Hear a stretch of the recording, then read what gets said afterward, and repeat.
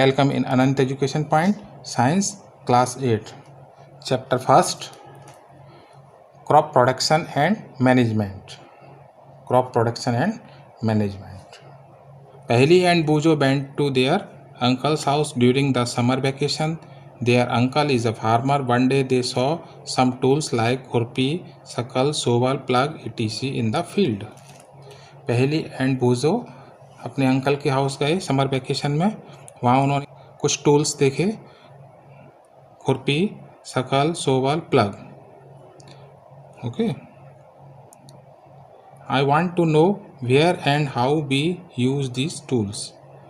I want to know, मैं जानना चाहता हूँ इन ये टूल्स हैं इनका यूज़ कहाँ पे और कैसे होता है. You have learn that all living organism required food. सभी जो लिविंग ऑर्गेनिज्म हैं उनको फूड की आवश्यकता होती है. Plant can make their food themself. Plant अपना भोजन स्वयं बनाते हैं. Can you recall how green plant synthesize their own food. Animals including humans can not make their own food. So where do animals get their food from. Animals and humans अपना भोजन स्वयं नहीं बनाते हैं. But first of all why do we want to eat. उससे पहले हम देखते हैं कि हमें भोजन की आवश्यकता क्या है, क्यों हम भोजन खाते हैं. Eat. You already know that energy from the food is utilised by organism by the carrying out of their various body functions. हमारी बॉडी कई तरह के फंक्शन करती है जिसके लिए हमें भोजन की आवश्यकता होती है. Such as digestion, respiration and excretion. We get our food from plants, animals और बोथ. हम अपना भोजन प्लांट से और एनिमल से और दोनों से ही प्राप्त करते हैं. Okay. Since we will need food, how can be provide food to a large number of people in our country. हम सभी को भोजन की आवश्यकता होती है, लेकिन हम इतने बड़े पॉपुलेशन के लिए कैसे भोजन को प्रोवाइड करते हैं. हमारी कंट्री में कितने पीपल्स हैं. Approximate 130 crore. Food has to be produced on a large scale. In order to provide food for a large population, regular production, proper management and distribution is necessary. इस बड़ी पॉपुलेशन के लिए, लार्ज पॉपुलेशन के लिए regular production की आवश्यकता है और प्रॉपर मैनेजमेंट की आवश्यकता है और डिस्ट्रीब्यूशन और प्रॉपर इसका डिस्ट्रीब्यूशन होना चाहिए. तो इस सब की ज़रूरत है. तो ये सभी हम इसमें देखेंगे इस चैप्टर में. Agriculture practices.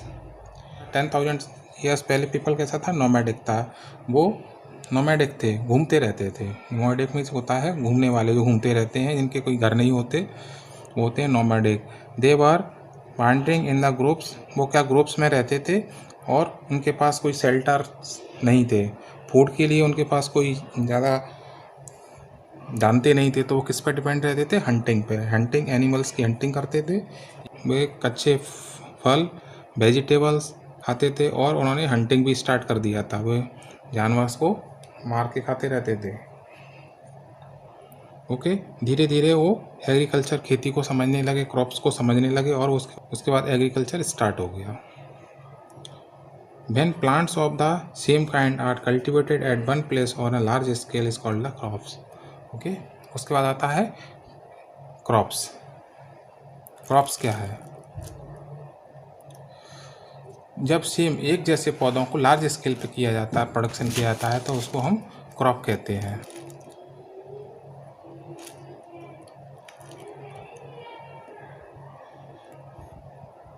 जब एक जैसे पौधों का लार्ज स्केल, बड़े स्केल पर प्रोडक्शन किया जाता है तो उसको बोला जाता है crops. When plants of the same kind are cultivated at one place on a large scale is called a crop. For example, crops of beet mean that all the plants grown in the field are that of beets. यदि आप beats की crops कर रहे हैं तो उसमें क्या होता है, सभी प्लांट्स आपके बीट्स के होंगे, गेहूँ के. You already know that the crops are of the different type like the cereals, vegetables and fruits. They can be classified on the basis of the season in which they grow. Crops को seasons के according classify किया गया है. India is a best country. India एक विशाल country है. The climate conditions like temperature, humidity and rainfalls very यहाँ पर क्या होता है, टेम्परेचर और ह्यूमिडिटी और रेनफॉल सभी वेरी होते हैं, अलग अलग रीजन्स में अलग अलग है, अलग अलग रीजन्स में अलग अलग तरह के प्रोडक्शन होते हैं। तो क्रॉप्स को दो तरह से क्लासीफाइड किया गया है, kharif crops and rabi crops. Kharif crops वो होती हैं जो रेनी सीजन में होती हैं, okay. Kharif crops rainy season में होती हैं और ये जून से लेकर सितंबर मंथ तक इनका प्रोडक्शन किया जाता है। जैसे पैडी, एग्जाम्पल क्या है, paddy, maize, soyabean, groundnut and the cotton and are kharif crops. उसके बाद सेकंड होती है वो रबी होती है, रबी क्रॉप्स। ये कब होती है, ये अक्टूबर से लेके मार्च के महीने के में होती है, ओके। इसमें इसके क्या एग्जाम्पल हैं, wheat, gram, pea, mustard and linseed, okay. ये इसके एग्जाम्पल हो गए। बिसाइड इसके अतिरिक्त कुछ और पल्सेस भी होती हैं जो कि गर्मियों के मौसम में होती हैं। नेक्स्ट पॉइंट है basic practices of crop production. Crop production के लिए हमें बेसिक क्या क्या चीज़ें रिक्वायरमेंट होती हैं।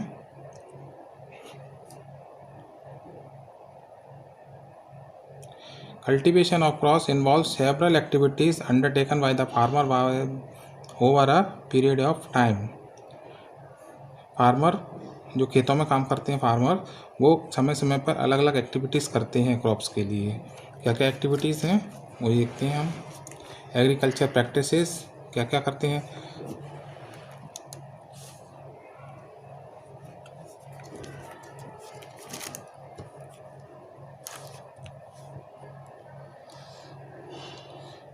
एग्रीकल्चर प्रैक्टिसेस सबसे पहले क्या किया जाता है, प्रिपरेशन ऑफ सॉइल। सबसे पहले सॉइल को प्रिपेयर किया जाता है। उसके बाद आता है स्विंग, और उसके बाद है third one addition, manure and fertilisers. उसके में कुछ खाद मिलाई जाती है, पहले मिट्टी तैयार की जाती है, फिर उसको बोया जाता है और उसके बाद फसल बोई जाती है। उसके बाद उसमें कुछ खाद मिलाई जाती है जिससे हमारी फसल अच्छी हो। फोर्थ है एरीगेशन, समय समय पर पानी दिया जाता है। एरीगेशन मीन्स पानी देना time to time.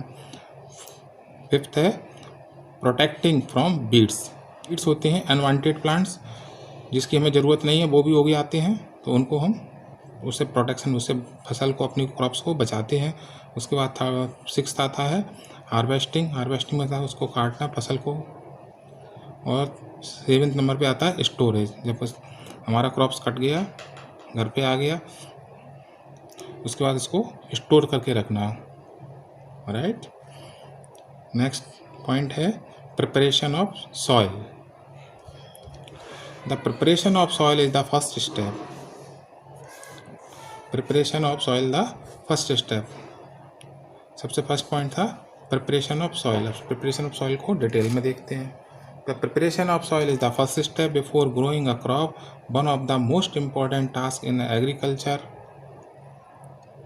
Is to turn the soil loosing. इसमें क्या करते हैं, जो मिट्टी हार्ड हो गई है उसको हम थोड़ा सॉफ्ट करते हैं, उसको मिट्टी को लूज एंड उसको टर्न करते हैं, ऊपर के नीचे, नीचे के ऊपर कर देते हैं, ओके। इसके लिए हमें कुछ टूल्स की रिक्वायरमेंट होती है। इससे क्या होता है, this allow the root to penetrate deep in the soil. The loose soil allow the roots to breathe easily even when they go deep into the soil। इससे क्या होता है, जो आपका प्लांट है, पौधे हैं आपके, जो आपकी क्रॉप्स है, इससे क्या होता है, इससे जो क्रॉप्स है उसके रूट्स आसानी से अंदर उसमें जा सकते हैं और वो सांस ले सकते हैं, breathe, okay. Why does the loosing of the soil allow the roots of breathing easily. The loosened soil helped in the growth to earthworm and microbes present in the soil। इस जब मिट्टी लूज हो जाती है तो उसमें कई सारे अर्थवार्म और माइक्रोब्स होते हैं उसके अंदर, वो भी जो कि किसान के, फार्मर के फ्रेंड होते हैं। These organisms are the friend of the farmer since they further turn and lose the soil। वो क्या करते हैं, मिट्टी को और लूज करते रहते हैं और उसमें ह्यूमस बनाते रहते हैं, जो कि आपकी क्रॉप के लिए बहुत ज़रूरी है। The process of losing and turning the soil is called the tilling और प्लगिंग। इस प्रोसेस को टिलिंग और प्लगिंग बोला जाता है, जिसमें हम मिट्टी को लूज करते हैं। This is done by the using a plug. ये किसके द्वारा किया जाता है? प्लग्स के द्वारा। ये है प्लग, ये plug.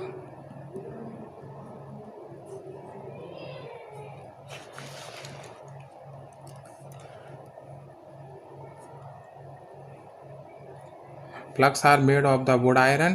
If the soil is very dry, it may need watering before the plugging. और मिट्टी अगर आपकी ज़्यादा हार्ड है उस समय क्या करते हैं? प्लगिंग करने से पहले उसमें कुछ पानी डाला जाता है। द प्लग फील्ड में have big clumps of soil called the crumbs. जब उसको प्लगिंग किया जाता है तो उसमें क्या होता है? प्लग के द्वारा उसमें मिट्टी के बड़े बड़े क्रम्स बन जाते हैं। इनको हम क्रम्स कहते हैं। मिट्टी के क्लम्स बन जाते हैं, उनको हम क्रम्स कहते हैं। क्लम्स। इनको तोड़ना भी ज़रूरी होता है, तो उनको तोड़ते हैं। उसके बाद सॉइल को लेवल किया जाता है, जिससे सभी जगह एक जैसा सॉइल हो जाए, इक्वल, जिससे बाद में एरीगेशन में आसानी होती है।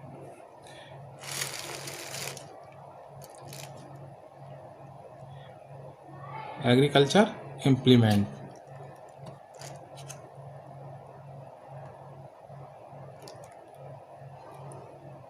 वही है सेम।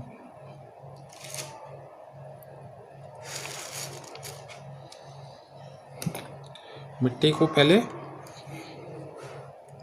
प्लग से लूज किया जाता है, उसके द्वारा उसको खोई, नेक्स्ट टूल होता है खोई से उसको हम फिर से प्लान करते हैं, उसको तोड़ते हैं। जो बड़े बड़े बम्स बन जाते हैं उनको तोड़ते हैं, ब्रेक करते हैं। ओके, तो हमारा नेक्स्ट टूल ये होता है, उसको बोलते हैं हम होई, HOE, होई।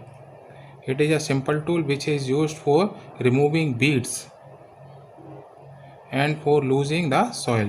It is a long rod of the wood or iron. A strong rod and bent plate of the iron is fixed to on of its end.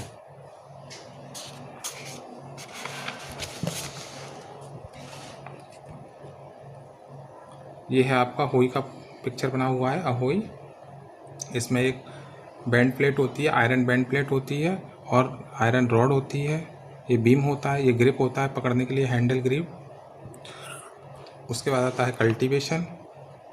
Next tool use होता है cultivator. Now days plugging is the done by the tractor driven cultivator. जो tractors के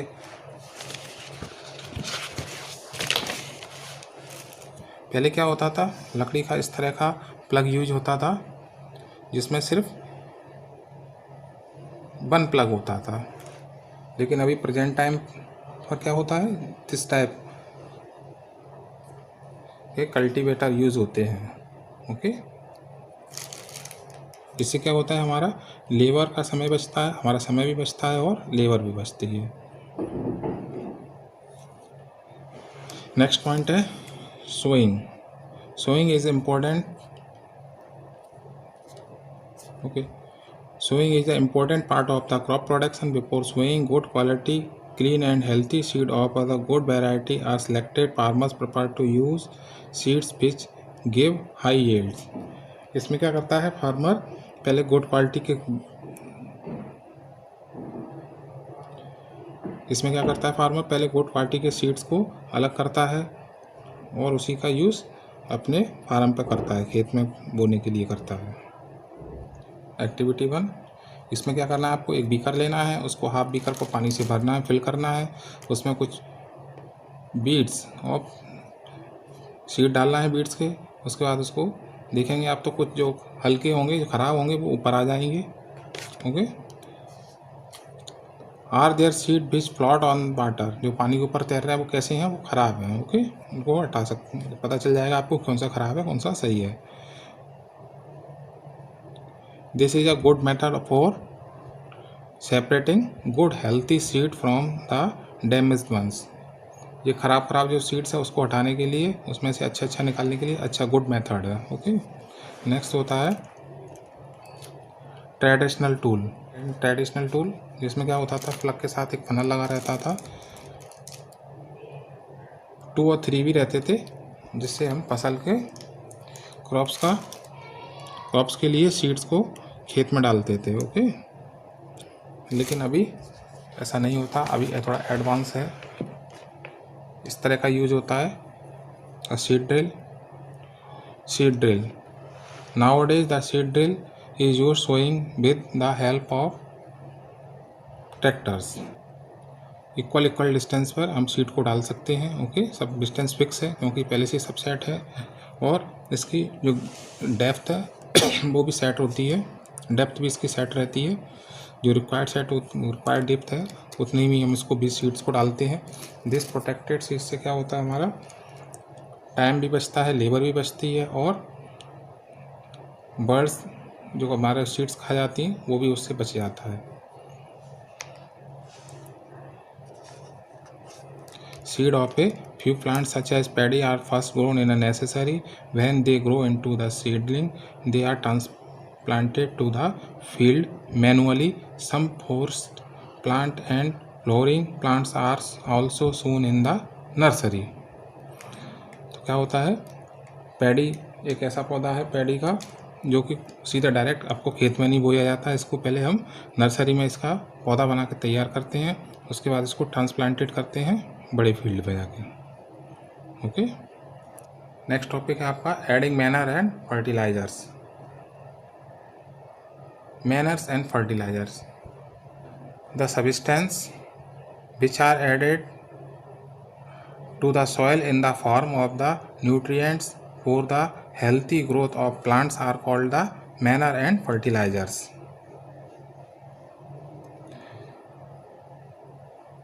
fertiliser क्या होते हैं, fertiliser वो होते हैं मैनर्स ऑफ फर्टिलाइज़र जो हमारी क्रॉप्स को न्यूट्रिएंट्स देते हैं, जिससे हमारी क्रॉप्स हेल्थी हो जाए, इससे हमारे प्लांट्स कैसे बनेंगे, healthy.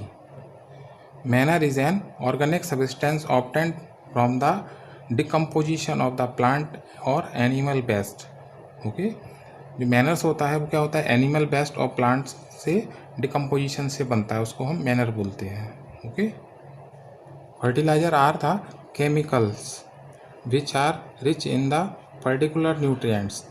How are they different from manure, क्योंकि फर्टिलाइजर क्या होते हैं, फर्टिलाइजर केमिकल्स होते हैं और ये rich in a particular nutrients, ये आपको जिस न्यूट्रिएंट्स की आवश्यकता होती है उसी के अकॉर्डिंग ये बनाए जाते हैं। Okay, fertilizers are produced in factories. ये फर्टिलाइजर्स फैक्ट्री में बनते हैं।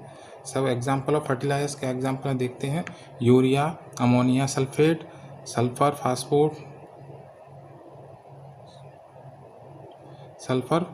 Phosphate, potash, PNK nitrogen, phosphorus, potassium, इस तरह के जो होते हैं इनको हम खेतों में डालते हैं। ओके, जिससे हमारा क्रॉप्स है वो हेल्थी हो।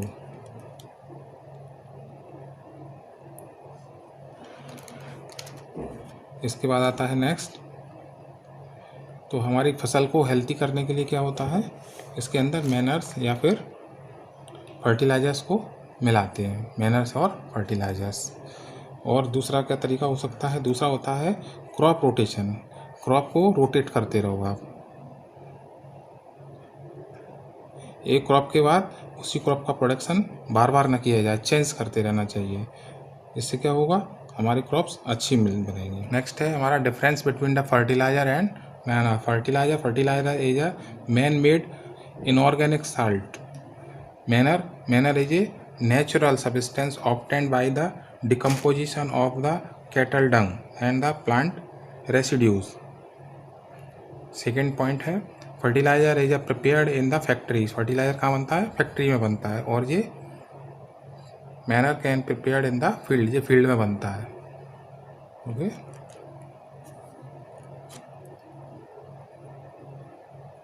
नेक्स्ट है fertiliser does not provide any humus to the soil. Fertiliser soil को कोई ह्यूमस नहीं देता। Manures provide a lot of humus to the soil. Okay, fourth point है fertilisers are very rich in the plant nutrients like the nitrogen, phosphorus and the potassium. इसमें nitrogen, phosphorus और potassium बहुत ज़्यादा मात्रा में होता है क्योंकि उसी के लिए बनाया गया है। और manner is a relatively less rich in the plant nutrients, इसमें थोड़े कम होते हैं लेकिन ये नेचुरल है। नेक्स्ट है हमारा एरीगेशन। नेक्स्ट पॉइंट है एरीगेशन। एरीगेशन मीन्स आपने खेत में बीज तो बो दिया, टाइम टू टाइम हमें वाटरिंग करना पड़ता है। All living beings need water to live, सभी लिविंग बीइंग को पानी की ज़रूरत होती है जिंदा रहने के लिए। Water is important for proper growth and development. Okay, water is absorb by the plant roots, plants पानी कैसे यूज एब्जॉर्ब करते हैं, रूट से। Along with water minerals and the fertilizers are also absorb, जब पानी जब वो उनके अंदर जाता है रूट से तो उसके साथ में फर्टिलाइजर भी जाता है। Okay, plants contain nearly 90% water. Water is essential because generating of seed does not take place under dry condition. Okay, क्योंकि सीड है, हमारा बीज है, वो विदाउट पानी डेवलप नहीं करेगा, इसके लिए उसको पानी की रिक्वायरमेंट होती है। Nutrients dissolve in water are transported to each part of the plant, पानी में घुलकर न्यूट्रिएंट्स प्लांट के सभी पार्ट्स में पहुंच जाता है।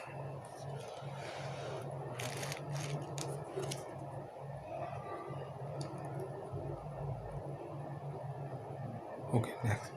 The supply of water of the crop at the regular interval is called the irrigation. Regular interval पर crops को वाटरिंग करना ही इरिगेशन है। The time and frequency of the irrigation varies from crop to crop, सभी crops की अलग अलग requirement होती है, उसको अलग अलग टाइम पर वाटरिंग किया जाता है। Soil to soil and season to season. Okay, in summer the frequency of the watering is higher, summer गर्मियों में पानी की ज़्यादा ज़रूरत होती है तो उसको जल्दी जल्दी पानी देना पड़ता है। सोर्स ऑफ एरीगेशन, अब आता है नेक्स्ट पॉइंट है हमारा सोर्स ऑफ एरीगेशन। क्या क्या सोर्स हो सकते हैं एरीगेशन के लिए? वाटर फॉर एरीगेशन आर क्या क्या है? Wells, tubewells, ponds, lake, river, dam and canals. Okay, wells, tubewells, ponds, pond means तालाब, लेक मीन्स झील, रिवर्स, डैम्स एंड कैनाल्स, नहरें। ये ट्रेडिशनल मेथड्स हैं, ये पहले यूज होते थे, अब कहाँ यूज होते, अब नहीं होते। ओके, अब वेल्स ही नहीं है। The water available in the wells, lake and canals lifted up by the different method in different regions, अलग अलग जगहों पर अलग अलग तरह से इसका यूज होता था। इसमें मोड, इसमें एक पुलिस सिस्टम होता था, चेन पंप। ओके,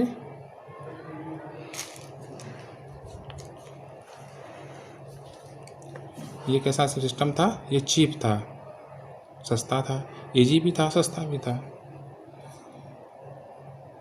लेकिन ये बहुत छोटे। उसके बाद आता है चेन पंप सिस्टम। उसके बाद आता है ढेकली। नेक्स्ट है रैड, ये red, this is the red system. Okay,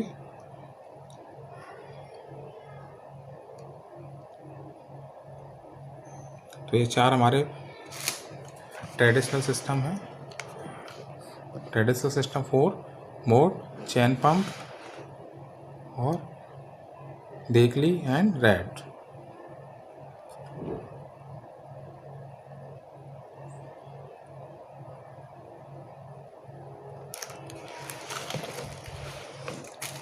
next है अभी जो करंट में यूज होते हैं modern methods of the irrigation. इसमें क्या आता है? स्प्रिंकलर सिस्टम और ड्रिप सिस्टम। ओके, स्प्रिंकलर, इसमें क्या होता है? एक मोटर से पाइपलाइन जुड़ी होती है जो खेत में जुड़ी हुई, खेत में बिछी हुई होती है। उसमें जगह जगह छोटे छोटे से स्मॉल नोजल्स लगे होते हैं। ओके, जो पानी को रोटेट करते रहते हैं, ऐसे इसको घुमाते रहते हैं।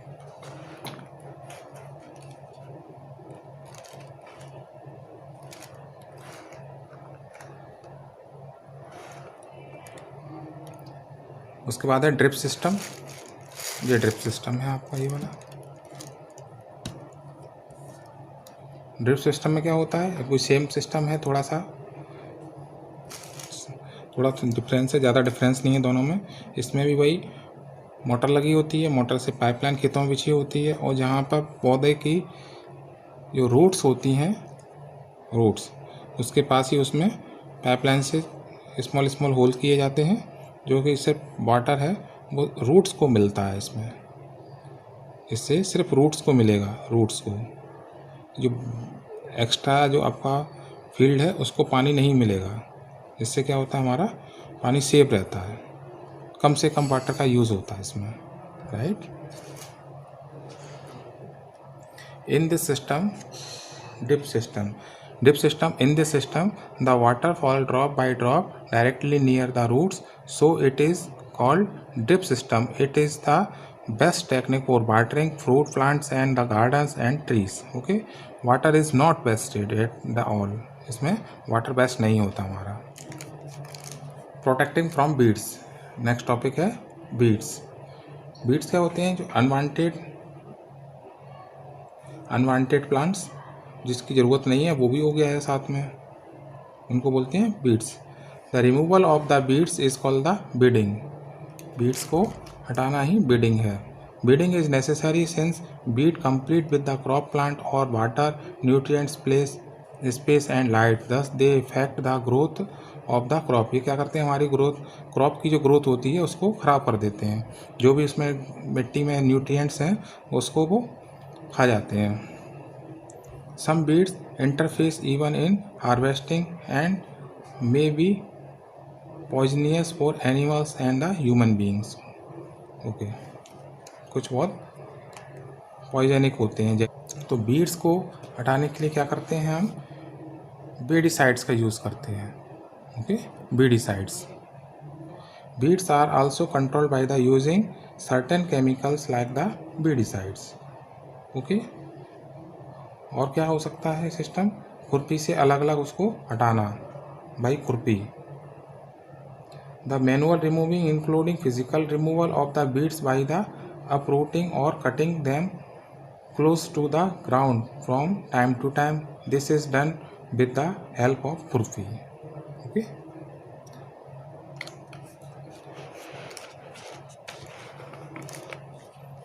नेक्स्ट पॉइंट है हार्वेस्टिंग। हार्वेस्टिंग मीन्स फसल आपकी तैयार है, क्रॉप तैयार हो गई, उसको आपको खेत से काटना है, ये उसको बोलते हैं हार्वेस्टिंग। हार्वेस्टिंग में शकल का यूज़ होता है, शकल। Harvesting of A crop is an important task. The cutting of crop after it is mature is called the harvesting. Okay, mature फसल तब तैयार हो गई कटने के लिए, तब हम उसको काटते हैं, उसको बोलते हैं हम harvesting. In harvesting crops are pulled out और cut close to the ground. It usually take 3 to 4 months for a cereal crop of manure. Harvesting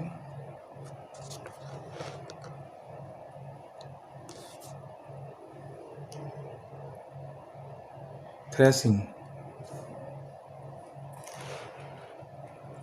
next point है थ्रेसिंग। थ्रेसिंग क्या होता है, थ्रेसिंग होता है the grain seed need to be separated from the chaff. This is process is called the threshing. Okay, इसके लिए हम किसका यूज़ कर सकते हैं, कंबाइनर का भी यूज़ किया जाता है, इसको बोलते हैं कंबाइन। नेक्स्ट पॉइंट है आपका विनोइंग।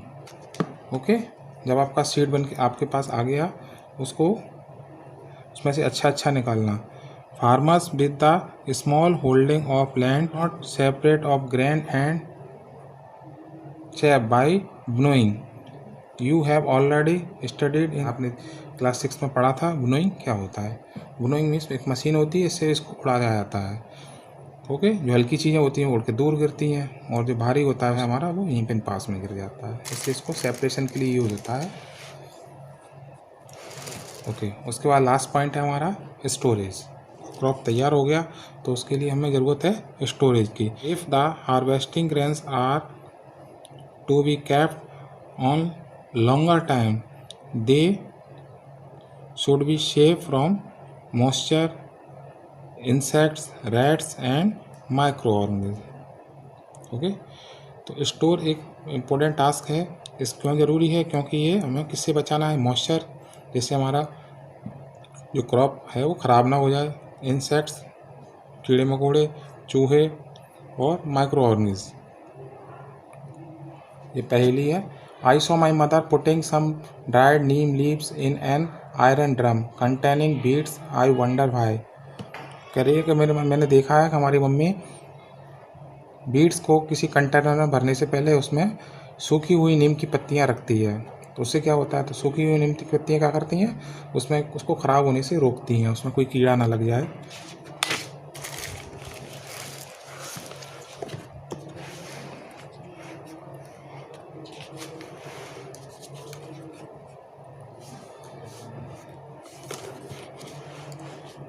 नेक्स्ट है स्टोरेज। कहाँ पे किया जाता है? Silos for the storage of grains.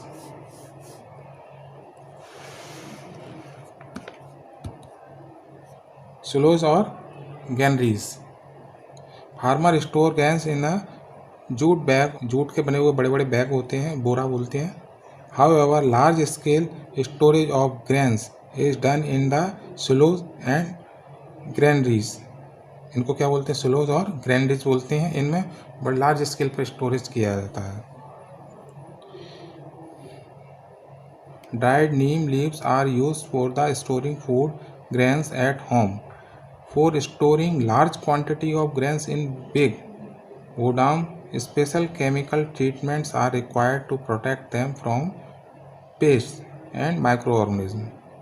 तो यहाँ पर क्या कहते हैं? घर में तो हम नीम की पत्ती का यूज़ कर सकते हैं, लेकिन जब लार्ज स्केल पर स्टोरेज करना है तब क्या होगा? केमिकल ट्रीटमेंट्स किया जाता है। जो केमिकल्स रख डाले जाते हैं जिससे कि कोई भी ऑर्गेनिज्म उसको ख़राब ना कर पाए। ओके, उसके बाद आता है फूड फ्रॉम एनिमल्स। एनिमल्स, तो एनिमल्स कहाँ होते हैं? घर पर तो एक दो रख सकते हैं, लेकिन जब एनिमल्स को बड़े स्केल्स पर रखा जाता है तो उसको बोलते हैं animal husbandry. Animal husbandry. Okay, fish is good for health. We get cod liver oil from fish. Fish से क्या मिलता है? कोड लीवर ऑयल, और ये विटामिन डी भी इसमें बहुत ज़्यादा मात्रा में मिलता है, which is rich in vitamin D. Okay, इस तरह से आपका चैप्टर